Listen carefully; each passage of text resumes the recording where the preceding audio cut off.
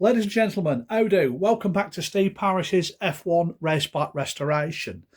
First thing to note is the helmet on top of the bike. Okay, fortunate enough to meet up with Steve Parrish a short while ago, arranged by a good friend of mine, Denny. We'll go into that at another point, but he arranged that.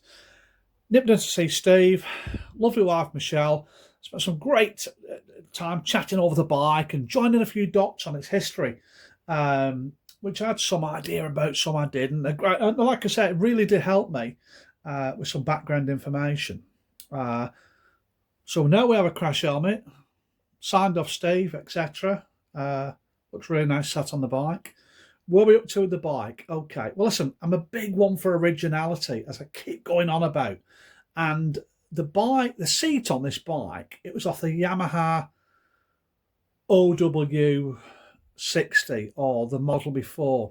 I think they used the same seat for a while. I'm saying OW, really, I think it's 0W for the pedants out there. So it's got a 0W60, I think a few models either side. So for the factory race bike, the original seat on the bike, we have a look at this here. And I'm repairing these now. The original seats, side pods, damaged, as was the actual main body of the seat itself. I thought, what do? I do actually have, as you can see on the bike, I do have a new seat for it. I do have new, excuse the background noise, I do have some new side pods as well, which I could use. However, and you do hear me moan on about it, and I do it for a reason. I'm really one for originality, so I'm not going to fit that new seat. I'm going to spend the time repairing the original, what I've done with this one. I've had to reinforce the mounting points on there. As you can see, this one's got a bit of damage here. I've had to reinforce the back with some glass fibre and the mounting points again. And the main body of the seat itself. The whole idea is, so when this bike goes back together, it's not like Trigger's broom. It's had 5 handles and 3 heads. It's the exact bike, but some really minor parts. And I'm going at great lengths to that. For me, that's important. To other people, less so. So I can reuse parts, nuts, bolts, screws, whatever you can put back in safely. I'm going to put back in. That's the plan. Okay. So where are we up to with other parts of it? The engine.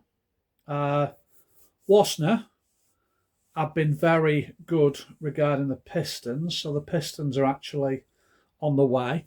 Then I can assemble the top end of the engine. That shouldn't take too long, okay, when the pistons arrive, because I've got to set the cylinder heights on there because they've been machined, make sure the squish is right, and we're not going to be sealing issues, and we can just put it back together and use it rather than after finding little faults further down the line. So that's not going to take too much to do. So where are we now? We're late May.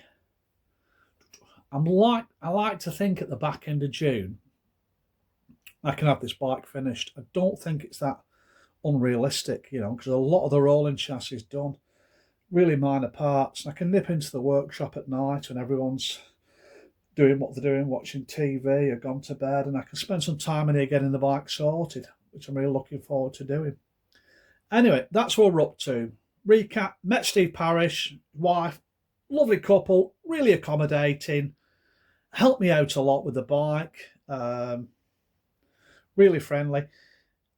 And the engine will shortly be going back together, and that can be sat in the bike. The paintwork won't take long. You can see I've primed the tank up. That's got some etch primer, some high build primer on that. So everything's moving forward really well. Another thing. While I was there chatting to Steve, here's the key thing. Managed to find out what the bike was dynoed at, how much power it had, how many brake horsepower. Am I going to tell you? Not a cat in hell's chance. There's some things you never tell people in life. One of them is your motorbike brake horsepower. So I'm not going to tell you. What I will say is, have a look at what it was against. Let's have a look at Assen, 1985.